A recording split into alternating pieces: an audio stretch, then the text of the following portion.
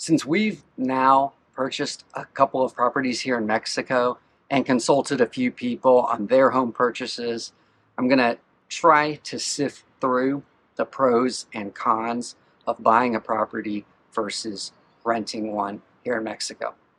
Really, for some people, it definitely makes sense to buy. There are some people that definitely should not buy.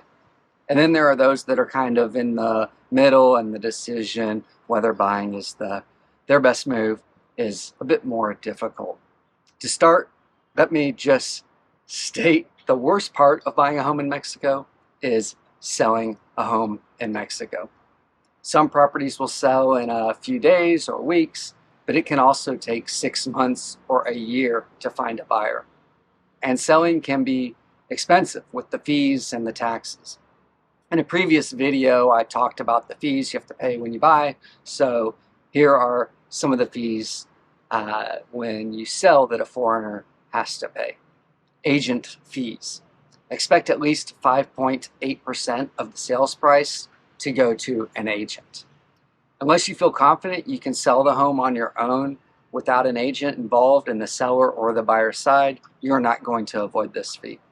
And it could be as high as 8 to 9% of the purchase price. The fideicomiso cancellation fee of roughly $1,000. Your new fideicomiso is good for 50 years, and each year you'll pay the bank around $500 US to hold on to the deed to your property. If you sell your home, you may have to pay a cancellation fee. Capital gains taxes. This is 35% of the profit. And this is based on the peso, regardless of the currency in which you sold the home. For example, if you bought a home 10 years ago for $100,000 US here in Mexico, at the peso to dollar value 10 years ago, that would have been about 1.3 million pesos, and it will be recorded as sold for 1.3 million pesos. And when you purchased that home 10 years ago, you would have had at least an additional $10,000 US in closing costs. If you sell that home next month for double what you paid for originally, so let's say $200,000, that's about 4 million pesos at the current conversion rate. Capital gains taxes will be based on 4 million pesos minus the 1.3 million you paid for 2.7 million pesos. And the taxes due on that sale would be 900,000 pesos, or about $45,000 US, more or less. Hopefully this makes some sense, because the peso is weaker now versus 10 years ago, and based on the history of the dollar versus the peso, over time, while property values will go up, the dollar will also be stronger versus the peso, which will cut into your profit.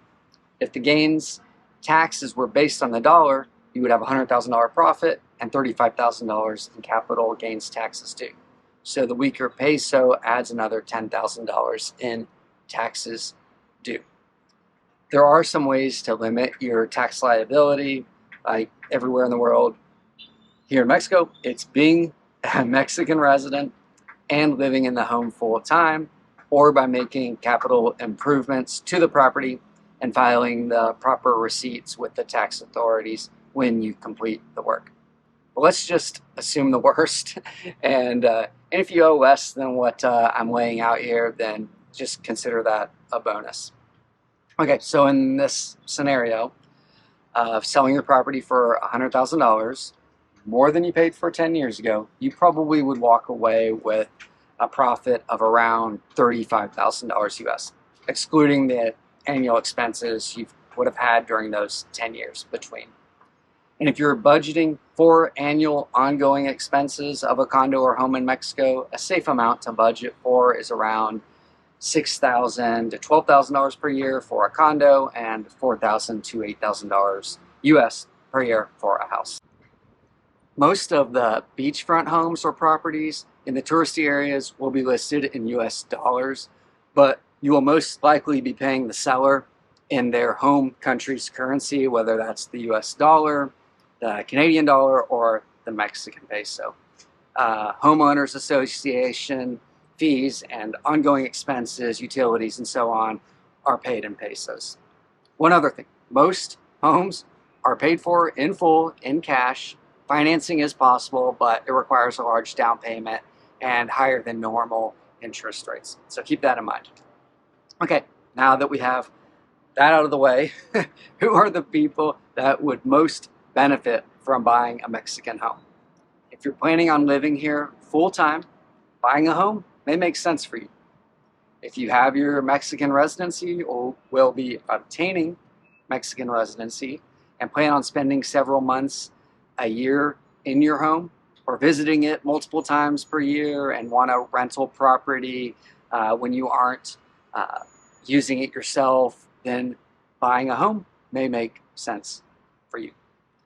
If you want to diversify your properties portfolio and perhaps you'll visit your Mexican property occasionally and also want a rental property in Mexico, then buying a home may make sense for you. If you do buy a Mexican home or condo and are not here in Mexico full time, then you really do need a property manager, whether you rent the casa or not. Ali and I manage a handful of properties, so reach out to us if you'd like to discuss more when you're thinking about buying.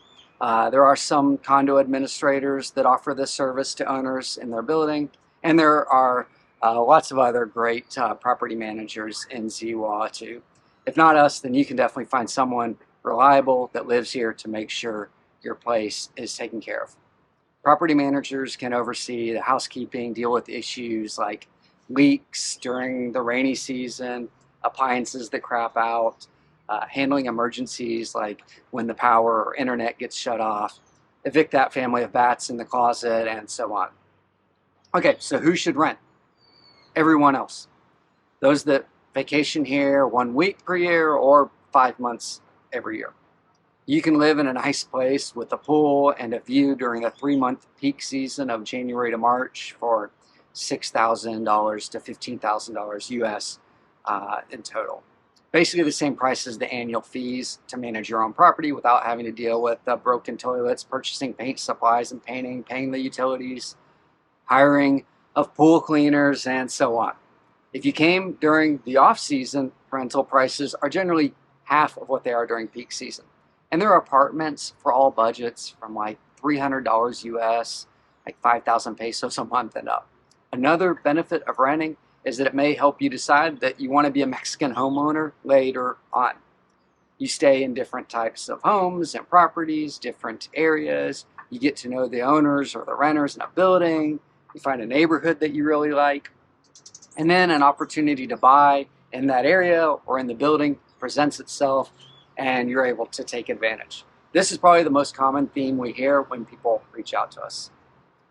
Someone is a few years away from retirement and is spending more and more time down here in Mexico while trying to decide whether they want to make the plunge to full-time Mexican living, and with that, should they then buy or rent. To summarize, if you're here full-time and are looking at the property as a long-term investment, then you should buy. Everyone else should rent. All right, thanks for watching.